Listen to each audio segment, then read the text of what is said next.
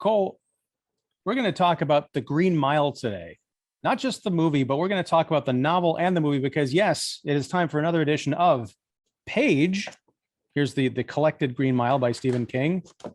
All right. On the tablet.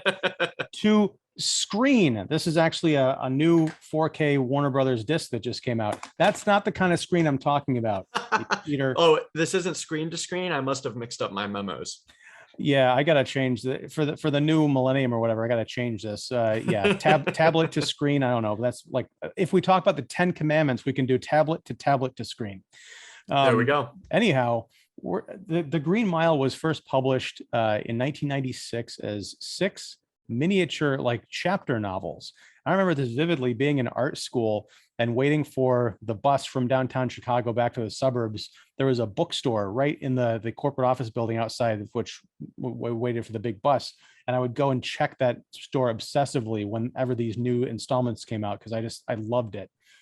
It was a unique experience. It was an experiment for King to see if he could, because it's not that he wrote the entire book and then released it in 6 parts. He would write chapter or book 1, like a series of 8 or 10 chapters, whatever, and then it would get published. And in that next month between publications, he would write the next bit. So I think he describes it in the intro as it was the unique situation that his audience is usually in, where they say, "So how does it end?" He's like, "I can't tell you.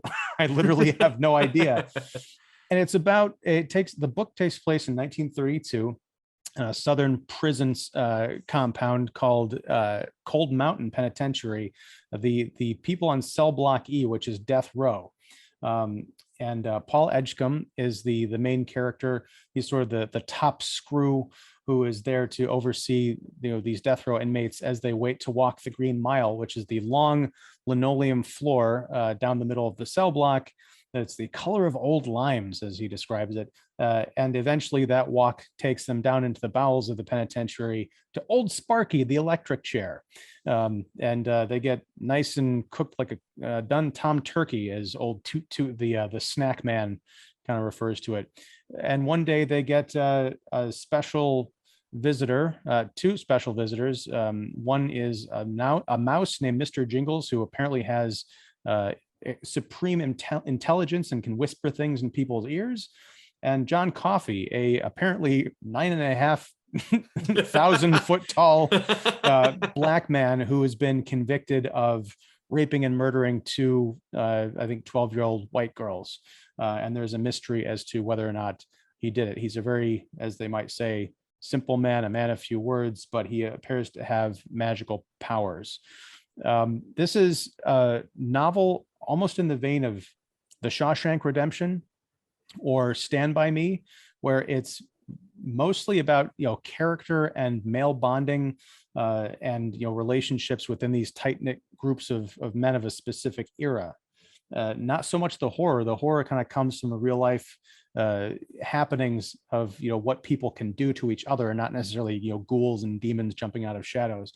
So I want to start off, Cole, after my long rambling introduction, by asking you, what did you think of The Green Mile, the novel, and also high level, what did you think of the movie? Because there are some big differences that we're going to get into on this show. Yep, indeed. I don't have as romantic a backstory as to how I approached the book. I asked you if you wanted to read it, and you put it up on your tablet, and you read it on your tablet. Well, there goes my summary. Quite literally exactly what happened. But I mean, as we've discussed before, I'm a big Stephen King fan. My sister especially, she's trying to get through all of his books, but every time I read a Stephen King book, I find that I thoroughly enjoy it. Has yet to be disproven. And I have to say, Green Mile, other than The Shining, is my favorite so far. I adored this book. I think it's 500 some pages when collected together. I don't really know. I was on my Kindle, but I flew through it. It's like 420. Yeah. There you go. Yeah. And there's a different type of green. So Stephen King has this way of just like putting you in the story and just kind of like ushering you along as though you are kind of an inmate in the prison, and you're just kind of like whisked along this journey with these characters. And it is easy to read, but there is a remarkable depth to the story. And And one thing that I always appreciate about King, which I think manifests to different degrees in his books, is the thematic kind of cohesion of the Green Mile. There's a lot of really good stuff that I think we'll bite into later. And it just kind of hit me hard. It was like an emotional experience. I didn't find myself outwardly crying or anything by the end of this book, but it was very much of a kind of like visceral reaction and a sadness, like just a kind of that still sadness you get when you kind of want to cry, but you can't. It's just like, I need to just sit in this depression for a second. And it's weird that sort of feeling can make me happy, right? Because art is resonating with me on a very personal level. So it's a very unique experience that King is very adept at creating, I think. And I think he does it best when he adds a hint of supernatural to the real life. And I think Green Mile is probably my favorite balance of it. The Shining has a little more of the horror supernatural, and Pet Sematary has way more. But yeah, Green Mile, I mean, easy, probably 9.5 out of 10. I think there's always something just like slightly missing for me to make a Stephen King book perfect. Like there's just something about it that seems so buttoned up with his prose and everything. And unlike, The Shining, I'd probably say 10 out of 10. It has that grit to it. And Green Mile, there's just like a little bit of kind of romanticism to the text. And that's good. A lot of readers really like that. Anyway, this is my high level views on the book, aka my super deep level views on the book. I also adored the movie, and the claim that I was talking about with you just briefly was, of the Page2Screens that we have done, I think that the Green Mile movie is quite possibly the strongest adaptation, and it stands on its own as an excellent piece of art. And these two things are probably my favorite together as a unit that we've watched. And I want to insert a little caveat there, because I consider The Shining, both the book and the movie, to be exquisite, as well as Space Odyssey. But you got both it in of there. those, you got to get Kubrick in there in both ways. But I think in both of those cases, the book and the movie are different enough that you could make the case that they aren't like the best adaptations, but they're both phenomenal pieces of cinema and work.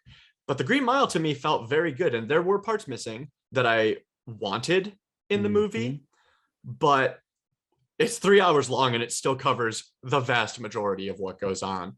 And I think the only thing the movie slightly loses is some of that thematic prowess, and it's because of one of the most glaring omissions from the book, in my opinion, which we will dive into. But generally adored both of them, and I was captivated for the full runtime of the movie. And as we've discussed before on some movies that I'm not the biggest fan of, it's hard for me to watch them all in one sitting. It's sometimes, if a movie isn't grabbing you, it's very easy to get distracted, to want to go get up and grab a snack or whatever. But I didn't have that with the Green Mile.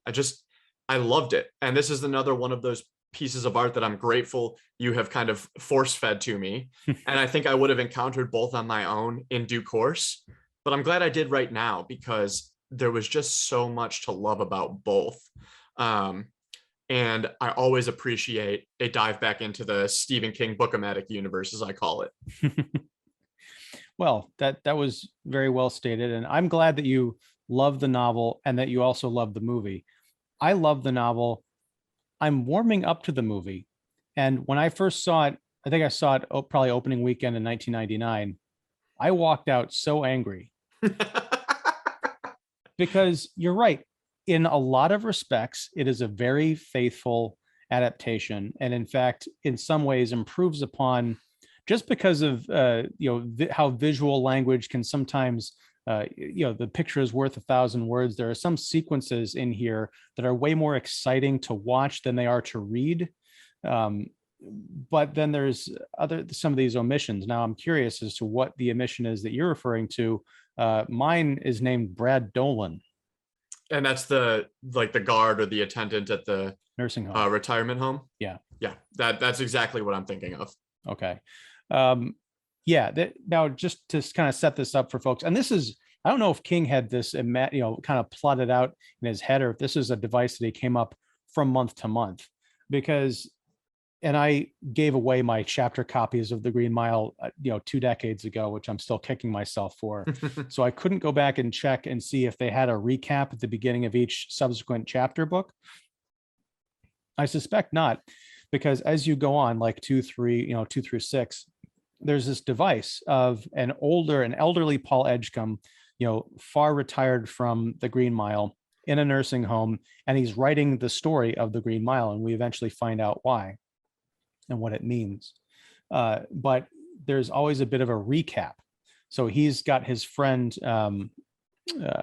was it Ellie? No, I can't remember her name. Elaine. Okay, yeah. Because there's 3. He calls her Ellie in the movie, I believe. Okay, there's 3 main women in the story.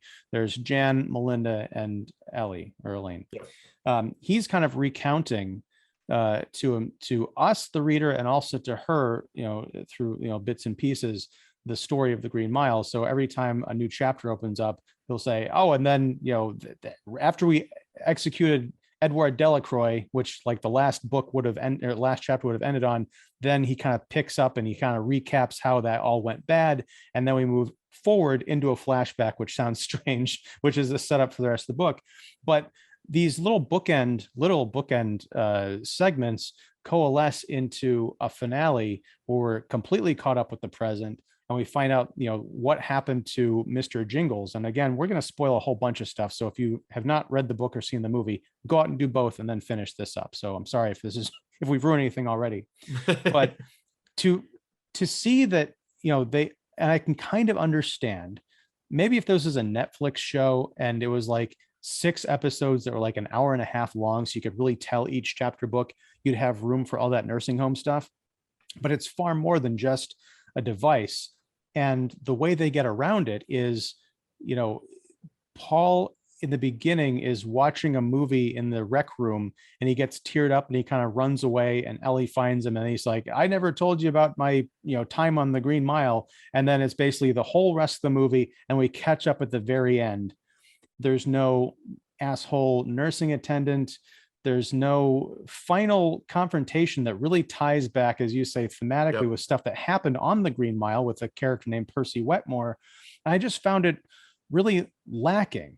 And not just lacking because I like those characters, I like the action, but I think in terms of what King was kind of getting at in terms of humans' relationships with each other and the supernatural, I think there's a big component missing from the movie that I was a mess at the end of this book. Like I was full on crying reading that last chapter when we find out what happened to Paul's first wife, and then kind of how he reacted to that later on. And a lot of that, like all of that is gone from the novel. So I appreciate the performances. I like the writing. I love the faithfulness that they have for like 90% of this thing, but it's that missing 10% that keeps me from, being madly in love with the Green Mile film. Yeah, completely agree. And I think I think I like it probably a tad more than you described here, but I'm team Ian on this one for the most part. And I think it helped because I was watching it with Erin, and quickly into the movie, she was playing a video game and she kind of stopped and like started watching the film. And I was like, yeah, it's good, and that's like, that's another sign, like it's good.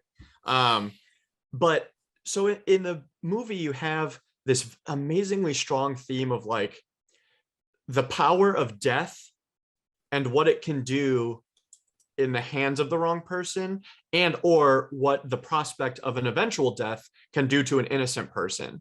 And then you also have racism in the South, which is just a massive theme in the book. And towards the end of this movie, when Edgecombe is talking to John Coffey and he's like, "I'm ready to go," Erin's like, "Well, why doesn't he offer to free him? Why doesn't he do this, this, this, this?" And as she was ranting about the ideas that she had for Edgecombe to do to help John Coffey, Edgecombe was literally suggesting those exact ideas to John Coffey, and he was just saying like, "I'm done." And we had that discussion of like, he is a 9,500 foot tall black man in Louisiana who was holding 2 girls who were murdered and raped. Like, what do you think they're going to do if they let him go? It's just not a good scene in any way that you look at it. And I really admire the cohesion of that theme. And Stephen King, like we said, he does this in every book that, you can identify 3 or 4 core themes that just like ooze throughout the pages. And I appreciated that in the movie. But then on the other hand, there is this kind of idea of innocence versus guilt, or, you can even boil it down to a higher level and say good versus evil. And I think the Brad Dolan storyline for me basically says there will always be a Percy Whitmore. There will always be a Brad Dolan. There will always be somebody who's trying to knock you down. And supernatural powers or not, like, you have to learn to fight the good fight and overcome those people as obstacles, because they're not going to stop throwing tacks in front of your car tires. They're not going to stop that sort of thing. And it's a tough lesson to teach and an even tougher one to learn, because, when you grow up as a kid, you kind of have this sunshine and daisies view. And if you get hurt, like, it's easy to think that the world is just like that. But I love the Brad Dolan arc because, yeah, he's a dick, but like, Paul latches onto this amazing relationship with Elaine. He's able to be vulnerable and release his feelings onto the page, despite the opposition of this kind of malevolent force. And it's kind of similar in a way to the Overlook in The Shining, right? You have this looming kind of presence that just wants you to fail. And it's not as, overt as the Overlook wanting you to descend into madness or wanting to possess you so that you do descend into madness. But it's just like Stephen King writes this excellent way of, there is a thing that doesn't want you to succeed, and it works actively to see that goal accomplished. And what you do in response or reaction to it can define you as a person or a character. And I think that is what's missing in the movie for me. And there's still parts of it, it's overcoming the Percy Whitmore, but without the context of Brad Dolan, some of the shit they do to Percy just seems cruel, even in light of his stupid actions.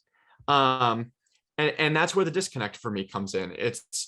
It doesn't put the nice little bow on the theme. And I don't necessarily think it has to, but it's the one thing about this book that makes me say it's better than the movie. Whereas normally there's a million things about the written, story. So yeah, it's a lot to chew on, but I think that there was room in the movie to do this, and not doing it is fine. But I definitely feel like it lacks a little bit.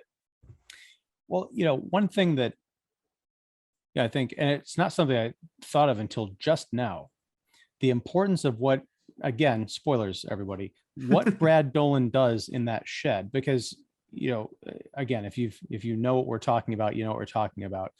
So essentially, Mr. Jingles the mouse disappears after the execution of Edward Delacroix, who was this little Cajun guy who everybody basically on cell block E loved, even though he was a convicted murderer. I think he had burned down a house or something like that, and several people inside. But he got on the wrong side of Percy Wetmore, who enacted his revenge during Edward's Delacroix's electrocution by not wetting the sponge, and then thus sending the electricity, just basically cooking him alive instead of setting a direct bolt into his brain and quickly killing him. He was baking for like 5 minutes of screen time. So Mr. Jingles the mouse was sort of Dell's friend, and he disappeared from the mile after Dell disappeared from the mile as well. Decades later, he shows up at the nursing home and is basically the catalyst for Paul to start writing his memoirs. And Paul goes out to visit him in this little shack that's kind of off property.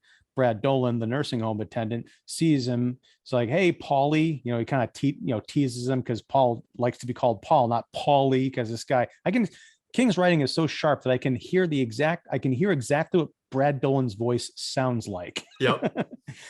So Paul takes Ellie out to this shack at the very end to, say, "You've read the entire story. Here's my, novella, and I've got something to show you," because it's an incredible story. And he's not sure if she quite believes it. So he takes her to Mr. Jingles, who is, a senior citizen mouse. He's still very smart. He still runs with the spool when you throw it. And he's like a little circus mouse. Brad Dolan comes in and steps on Mr. Jingles and kills him. And it's a whole scene. What I think that did as a matter of importance for the story that's sort of missing in the movie. In the film, we just kind of understand that Paul has this like idea that he's really old. He's like over 100 years old because John Coffey at one point, the black character, touches him and imbues him with some of his magical properties.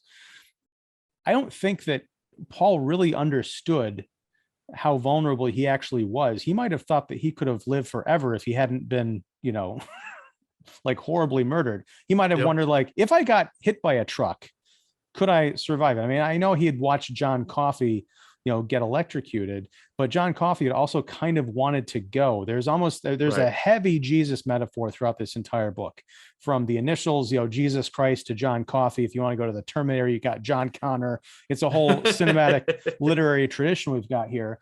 But by, Paul's entire kind of soliloquy at the end of the novel, which is sort of butchered at the end of the film, is calling out this great, big, tragic, wonderful miracle that is life, and wondering, like, God, or whatever you are, I'm sure you're out there. What do you want from us?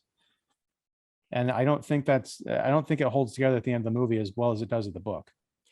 Yeah, it's a bit of a fizzle. I mean, it's so hard. It's like you watch this movie as someone who's read the book and you think, yeah, sure, fine, but like anybody who sees this without reading it is just missing so much of the wonderful, juicy stuff within there. And I never thought that I could care so much about a mouse. That Stephen King, I think he loves to make these little small things incredibly important. And you don't feel the weight of it in this final scene. And another thing is, I think that with the film, it's harder to do this because of rights and stuff, but it's a known thing that, Stephen King likes to believe that his characters are in some sort of shared world, or that The Shining kind of pervades these stories as a power or as a supernatural force in many of them. And I think what I really liked about the book is that he wove it in with such grace and elegance. The Shining, the book, it's in your face, like it's there whether you like it or not, and that's obviously the most prime example. But in this one, it's like, okay, what if one person has a little bit of it, and what if they can do a little bit of this and a little bit of that, but it's not enough to, make them some overwhelming supernatural force. And it's this interesting exploration of like, what happens if you give an ostracized person or creature a little bit of power to kind of make up for what society has taken from them. And that's something I just adore. It's kind of like Scatman Crothers' character in The Shining, and he has that chat with Danny, you're special, I'm special, like, make use of it, buddy, or get used to it either, something like that. But in The Green Mile, it's used to this marvelous effect. And I think it's part of what teaches Paul to be more accepting and to try to, like, find the diplomatic solution as best as possible in whatever scenario. I don't know if I'm going anywhere specifically with this point. It's just something that I really wanted to point out, because The Shining to me is a fascinating thing. And I think that some people may not like how vague Stephen King's quote unquote magic systems are, if they come from the fantasy world like me. But there's a case to be made for soft magic systems. And this story is that case. It's, you don't need a well-defined set of rules about how a thing works for it to be impactful in your narrative. And, without it, The Green Mile is, to me, just a boring story about prison inmates. And you can make it work, Shawshank worked, but this is special because of that added flair, I think. And I love the whole Melinda rescue scene. It's one of my favorite scenes of the book, probably one of my favorite Stephen King sequences of all time. Just absolutely fascinating. We have to talk about that, because that was one of the reasons I hated the movie when I first saw it. It still bugs me. I watched it. Watched the movie with nice pun. Nice. I watched. I watched. I watched this with my wife, who hadn't seen it before, and Same. When it was over, she was asking. She saw me simmering a little bit through the tears, because it did. The movie did get, the book and the movie really got me at this time. But she's like, what's wrong? And I was talking about the Melinda Moores scene specifically. Now, again, just to recap, Hal Moores, who is the prison warden, he's got a wife who is, church-going, vibrant, everybody adores her. But she recently has been discovered to have a lemon-sized brain tumor down deep where it can't be operated on. There's sort of a parallel with Paul's problem, the first half of the story, where he's got a urinary tract infection, and God damn it, Stephen King did a pretty good job, but Frank Darabont and Tom Hanks in their direction and acting of this scene, like it's got to be, he didn't actually piss razors, but I felt like he was pissing, like I was about to piss razors. It's so painful to watch. Anyway, it was very difficult to watch. oh my God. I wonder if there's any ladies out there who want to write in and say, if you've seen The Green Mile, if you could relate to that at all, because I don't know if it's the same kind of a deal, but I was, as a man, I was hurting plenty. But I would say that Melinda Moores, she undergoes a severe personality transformation. And at one point, when her character is introduced in the movie, I tapped my wife on the leg and I said, I hope they, because I hadn't remembered the film. It had been 20 years since I'd seen it. I said, I hope they use all the dialogue for her that they have in the book. And they didn't. Nope. In the novel, they call it Tourette's, or Paul says, back then they didn't have a name for it, but now you might call it Tourette's or something.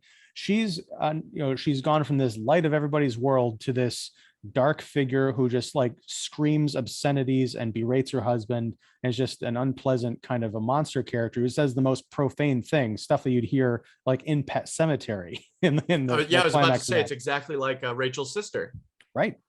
So when it comes time for John Coffey, that's the whole breakout scene is Paul and his friends on the block. They decide to smuggle John Coffey out of the prison under cover of night, take him to Hal Moore's house, kind of walk in unannounced so that he doesn't have time to protest. And John Coffey goes into the room. In the novel, it is described as, and it's one of the brilliant strokes, is Stephen King, unlike I think a lot of other protagonists in his books, Paul Edgecombe does not want to acknowledge the existence of the supernatural beyond some kind of a vague, church-going belief in God. He keeps mentioning he went to Catholic schools, like praise Jesus and hallelujah or whatever, but he never really thinks about it. But he says when John Coffey walked into that room, or what they all saw in that room with Melinda Moores, was the closest approximation that they had come to being in the presence of evil, because they felt like something had taken over her body. It wasn't just a tumor that was messing with her cognitive abilities. They felt a presence in the room. Now, in the movie, when Coffey goes into the room, Melinda Moores has some, Patricia Clarkson's the actress. She's got some kind of like makeup to make her look gaunt and a little bit droopy on one side of the face, like she's had a stroke. She's kind of out of it, but immediately when John Coffey sits down in the bed, she's like, she sees his scars and she's like, oh, my boy, what have they done to you? The novel, it was like The Exorcist. She was this evil, like spitting thing that was kind of afraid because she sensed what he could do and that he could pull the spirit out of her.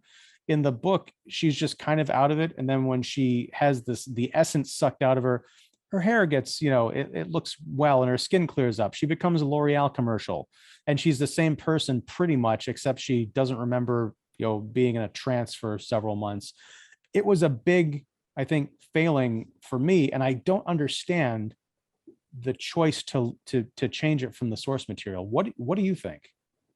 So I hope you're ready for crazy theory time. Lay it on me. Because I as you were talking, kind of like noodling this theory in my head, that what you were saying kind of supports. And what I think that Stephen King likes to do is take, like we said, malevolent forces and condense them. But I think that, to King, this larger force of evil in the world can take shape in so many different ways. And again, The Shining, it's the Overlook. That's a very clear, like, it's a haunted locale that has been taken over by this force. In Pet Sematary, it's sickness. And then it's kind of this like desire for death to be reversed. In The Green Mile, it's just like, ailments, sickness, regular everyday things that we would attribute to a common cold or a UTI or whatever. And again, it's because this book just has the sprinkle of the supernatural. So you're seeing smaller iterations of this force, kind of being condensed into how it would affect a single person rather than a whole locale or an entire family or whatever. So when you have somebody like John Coffey, who is kind of able to remove it, it's this force for good that is kind of opposing it. And the whole Melinda scene is very interesting to me, because if you kind of read into that theory, people who have the shining are capable of either giving into the bad parts of it or welcoming the good and being able to help others with it. John Coffey is able to kind of siphon this evil force out of people and then release it into the world so that it dissipates and presumably becomes nothing or dissolves, so far that it is not even important anymore. Like a Dyson vacuum, it spins the dirt out of the air. Nice plug. So, yeah, right. They're not paying us to say that.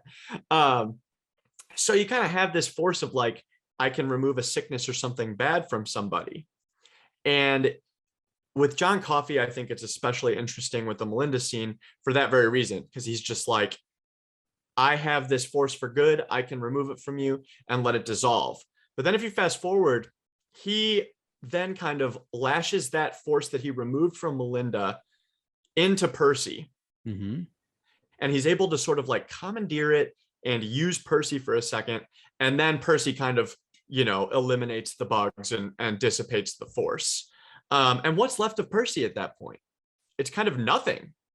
And, it kind of makes me wonder if John Coffey is able in some way to kind of dispel the evil of a particular entity or even like an organic growth, like a tumor. Because if you read it that way, Percy then just becomes a shell of a human. Yeah. And the implication is very much that he is mentally unwell because of what has happened to him. And that's a fine reading. I prefer that plus the more supernatural of like John Coffey expunged all that was evil about Percy by using him in that way. And there was nothing left because he was just a shitbag to begin with. And that's probably a very convoluted way of putting my theory. But again, I just formed it off the cuff. But I think it's kind of this interesting read of you're capable of removing the bad parts of something or someone and what happens to them once that's done, what is left. Well, that, and that sort of gets one of the things I liked about the sort of the parallel structures of good and evil in the book.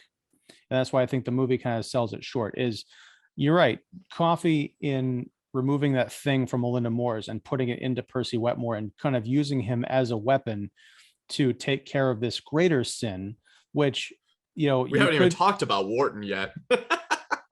Well, we'll get to that in a second. The great Sam Rockwell as Billy the Kid Wharton, who, as it turns out, is the person who committed the murders that John Coffey was convicted of and is, going to die for. And that has some wonderful, I think, expansive moral implications in the book, which gets back to my point about the terrible female agency in the movie versus the novel, which I want to get to. So don't let me forget. But in the novel, you've got the good people, you've got kind of bad people represented by Percy Wetmore. That's the human level. Then you've got the supernatural level where you've got John Coffey, who has these abilities to help people, and that's what he wants to do. Then with the thing inhabiting Melinda Moore's, you've got this touch of evil, to reference an Orson Welles film. But what I liked about it is it's not this snarling demon thing where it's like, you can't have her, you gotta.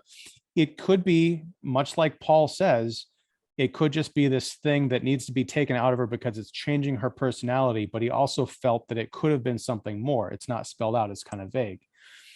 The idea of this thing inhabiting Percy Wetmore to exact cosmic revenge, if nothing else, because you could have just, if John Coffey were more sentient and more with it, you could say he used this force to get revenge on someone who had really done him wrong. But you almost get the feeling that it's like the cosmic force for good working through John Coffey to right a wrong. Right. It's not personal. It's bigger than that.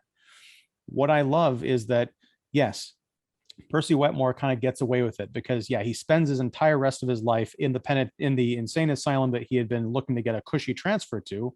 So that's kind of cosmic justice. But he also is a vegetable. So he's alive. He pisses, he shits, he eats, but he has no sense of himself anymore, we're led to believe. So he kind of gets away with it with being a bad person up until that point. Now, Wild Bill Wharton, in the novel, he gets away scot-free too, because before the night transfer, they dope him up with a lot of morphine or something like that. They put it in RC cola and he drinks it. That's consistent with the film. But in the book, he's asleep on his bunk, passed out, no awareness of anything, when Percy Wetmore unloads, a six shooter into him essentially, and he just dies right there. In the movie, Sam Rockwell, as Wild Bill, gets up and he's aware. He looks Percy in the eyes like, "What are you looking at? You want to come in here and get some more?" And so he's aware when he dies. It's got that sense of justice, but it doesn't have the sense of justice mixed with the sense of injustice, because much like the whole death row thing, there's a ghoulishness where people want to see the folks that they believe need to be put to death. They want to see them suffer. The big villains in this novel don't at all. The people who suffer are the good people, even the ones who are kind of flawed. So there's a great moral ambiguity, and not exactly a continuity, but a spectrum that we're kind of surfing along, saying good things happen to bad people, bad things happen to good people. What does it all mean? Nobody knows. That last chapter in the novel where we find out what happened to Jan, Paul's original wife, and that horrific bus accident where Paul sees what he believes to be John Coffey, and he's crying out for him, and he just can't help him. He's a manifestation of God or Jesus or whatever, but his time on earth is done. The days of miracles are over, and that haunts Paul for the rest of his days. Yeah, it's a crushing moment to have lived through and seen this incredible power that people may or may not believe in at all, and then to realize that it is to some degree gone and it is now out of your reach. That takes its toll on a person, and that Paul is able to live a full-ish life from then on is impressive in and of itself. And you're right, that last chapter there is really devastating, because I love Jan in the book. It is, she is kind of like the charming, idyllic wife of, the 1930s, which has its own problematic implications, obviously, but like within the time period, she's kind of this like force for good in Paul's life, and she grounds him and she keeps him steady, and she knows what he needs. It's like Paul is surrounded by people who wish to support him, who are loyal to him, even in the face of adversity. And Jan is a large part of that. And in a way, that is just as powerful, if not more, than the supernatural thing that kind of resounds through the novel. And I like that message too. It's kind of like in The Body, the monsters are people, but the way we defeat the monsters is by having friends that mean something, even if those relationships end. It's just another example of King's thematic prowess. I mean, the dude is just a master. And I'm saying this probably to deaf ears because everybody fucking knows it. But like, you read, just when you think he can't do something else with these ideas, he surprises you. And I know this came out in 1996, but my first time reading it, I was like, I've never read anything like this. I've never, seen something that so well encompasses themes while also just telling a story that feels viscerally real and relatable. And again, this is coming from a reader of fantasy who doesn't want his stuff to feel visceral and relatable. But when it's done to this degree of success, it's really remarkable. And I think that's one of getting to the female characters in this book, in the movie rather. Jan in the book, she is the voice of Aaron, as you mentioned.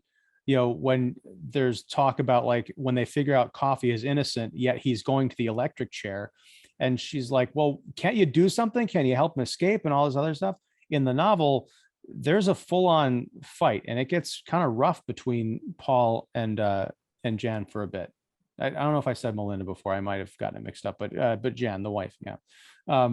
She's, fiery, and she, screams and protests at everything, and ultimately realizes that she can't, it's not like her husband puts his foot down or something. She just realizes that they're both up against a system and a society that would not let justice happen. Even if justice is letting a guy walk free, or setting him loose, he'd probably be picked up, because he's he's a very obvious, he sticks out like a sore thumb.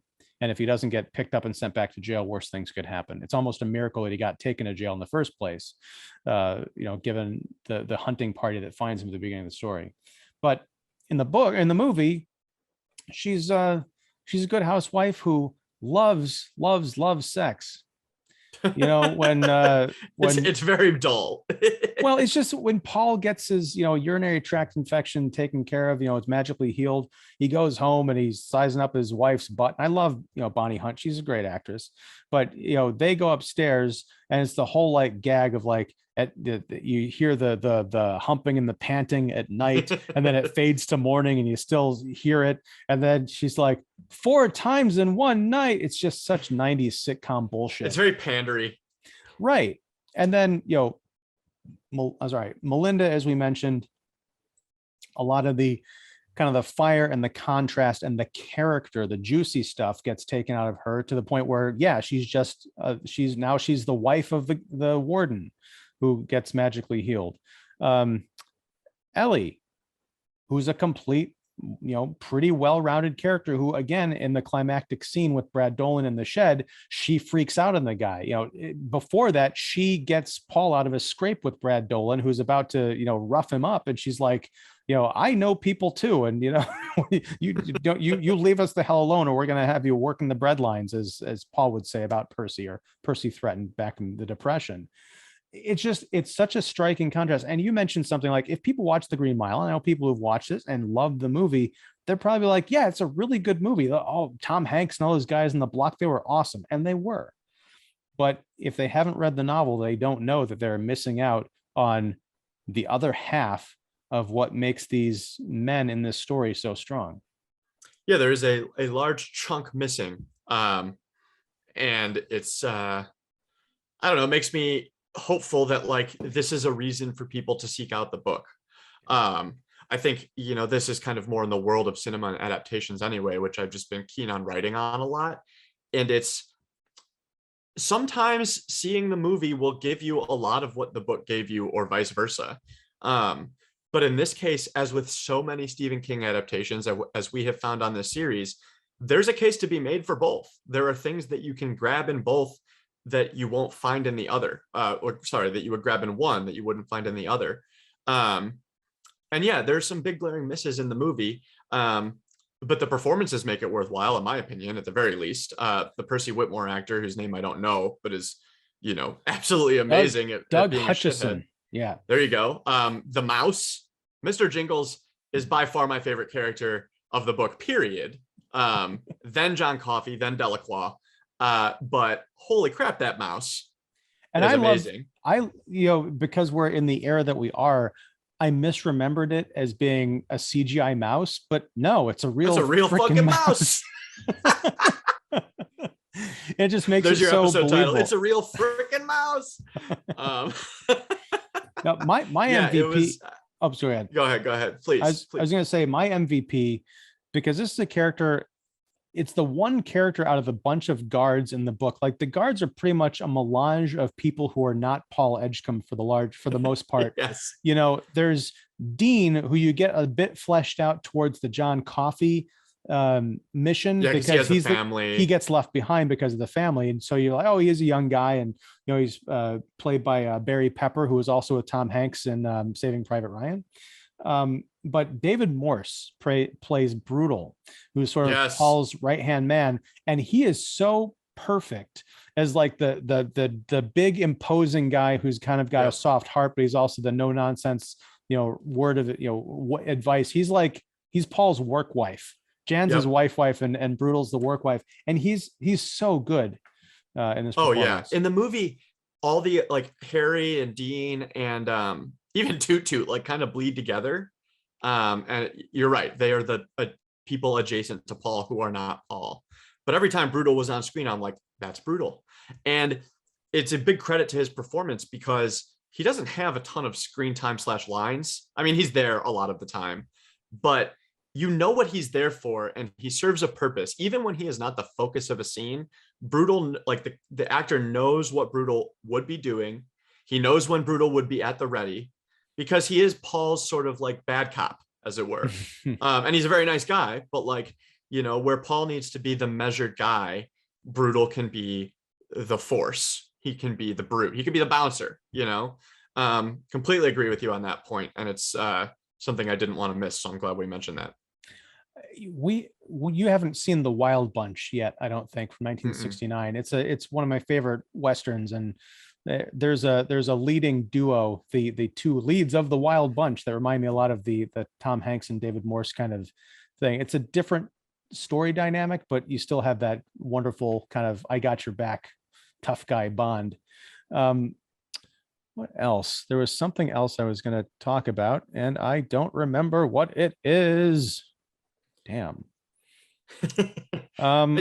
There's one thing that I wanted to mention very briefly, and it's just like, the other thing that I love about the book is it kind of fleshes out this day-to-day of the prison work. And it's hard to squish that into a movie's runtime, no matter how long it is. But one thing that I super appreciated about the movie is the set design.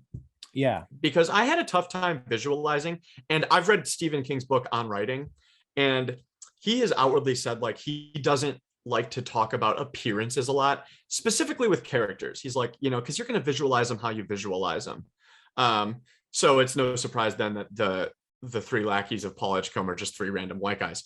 But the set design in this movie, like when I looked at it, I was like, yes, I get it now. Like if something clicked, and it's hard because you imagine this kind of hallway with the cells, but it's hard to place like the restraint room and the office within that zone, because as somebody who has never set foot in a prison, I don't know how close those things are to each other. The distance, I only have a cinematic kind of reference. And whether or not that was accurate to the times or to prison is, I was finally able to visualize it thanks to the movie.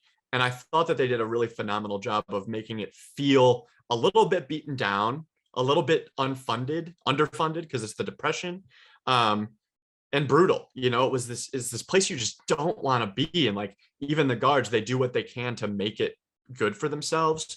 But it's not a fun place to be. It's just a paying job. So I got to give credit to the movie on that one.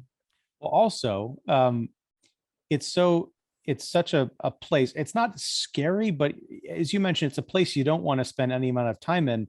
And so when John Coffey first gets in there and he says, this is something from the novel, it's also in the book. He's like, can you leave some lights on? Because I'm afraid of the dark.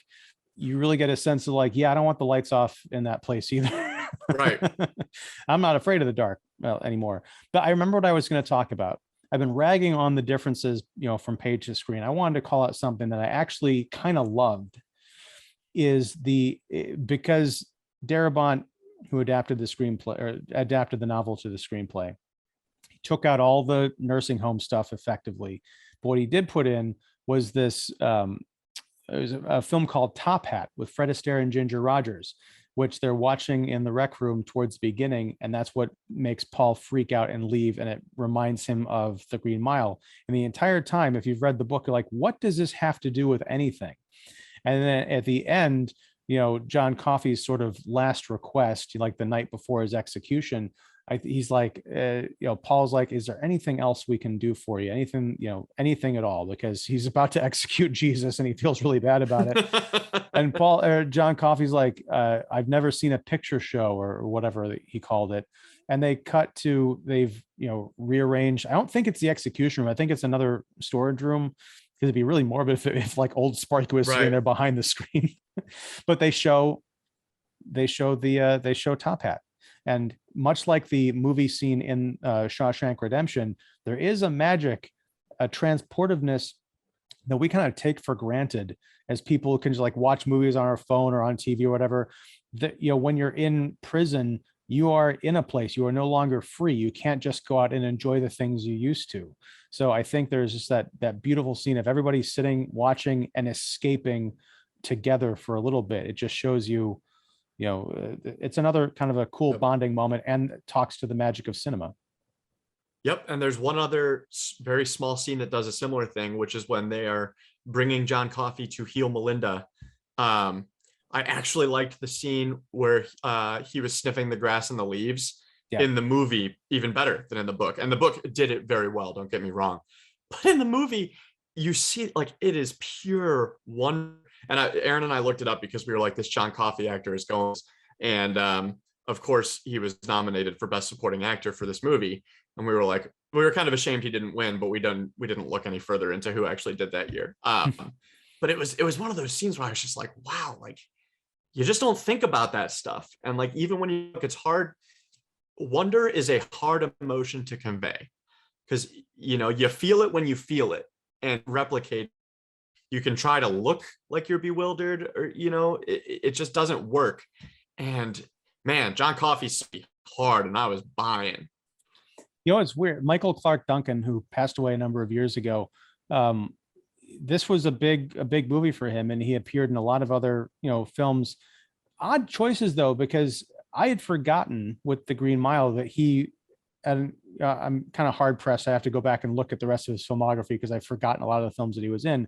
But the two that stand out are the Ben Affleck Daredevil, in which he played Kingpin, the lead villain. Oh my gosh, I can't believe that was him. Yeah, and in the first Sin City, he played Manute, who was like the evil henchman of the bad guy or whatever. So he was playing these heavies, and you forget that he looks like this big imposing black guy. So yeah, let's cast him as the villain, but turning him into the gentle giant sort of a character. And in terms of the filmmaking, in the book, he's described as larger than life. Like, they say that when he lays down in his cot, his leg is like the full bottom part of his leg is dangling over the side. They accomplished that. I don't know if Michael Clark Duncan was standing on apple crates, or if they just had like artificially low ceilings, but they completely capture it without doing some like CGI nonsense where they turn everybody else into hobbits and he's standing there. Yeah, it was Erin commented on that. She was like, they're doing some Hagrid shit with this guy. It worked. And you feel him looming. And that's what I like about it, is we talked about the sort of looming presence of the darkness. And they kind of make John Coffey out to be that at first. And then you realize that, no, he is the antidote. And he is equally looming, and you are just misidentifying what he is and what he can do. It's another one of the themes is, judging a book by its cover. When they first pick up Will Wharton, he appears catatonic, and they're like, we're good. And then all of a sudden he attacks like a wild animal. Whereas John Coffey, thanks to Steve Notions, looks scary in this book, in this movie. And then he reveals himself to be this really gentle force and this really loving, caring person. So it's just yet another example of kind of the themes weaving their way throughout and interlacing in this like intricate web of wonderment. Yeah. I'll probably wait a few years before watching the movie again, but just this conversation is warming me up to it, even though it is sort of also underscoring some of my frustrations with it. But yeah, I agree. This is one of the most successful, if not completely faithful, adaptations that we've talked about. And I thank you for going with me on this journey down the Green Mile. We're ending just with a podcast and not an electrocution. But before I let you go, Cole, I got to ask you about this new writing gig that you've got. Yes, I am now a contributing writer for Tor.com, which is a sci-fi and fantasy leaning blog run by the publisher Tor, one of the biggest fantasy and sci-fi publishers. The blog is, publisher agnostic, so I'm writing about all sorts of books and movies and video games. I've already written 3 or 4 pieces about adaptation specifically. I just published a piece a few days before this episode will go live about how my breakup with Dungeons and Dragons taught me to let go. And I have upcoming 5 tearjerker TV scenes that always make me cry. And I bet you could probably guess number 1 if you're at all steeped in pop culture, but I will leave the surprise for those who want to read the article. Excellent. Well, you have to let me know when it goes live, and we'll link it down here. Sounds great. Thank you for having me as always, and for introducing me to a wonderful book that I now consider one of my favorite reads so far this year. Excellent. Well, yeah, it's and it was a treat for me to revisit. It's one of those things that you read it when you're 20 years old, and it's like, yeah, this is a cool story. And then you read it when you're in middle age, when you're the age that, well, you'll get there someday, but when you're the age that Paul Edgecombe spends most of this book being, takes on a whole new dimension of significance. So thank you very much, Cole. Cole Rush, everybody check out his stuff, links down below. Thank you. If you enjoyed this show, please come back for more Page to Screen and or what is the other thing where we just talk about late screening? We've been doing so many of these book adaptation shows. Like, subscribe, all that good stuff. Share, tell your friends, and we'll be back here next month with something or other. Whatever it is, it's going to be cool. So thank you very much again, Cole, and thank you for watching out there. Thank you very much. Love to be here.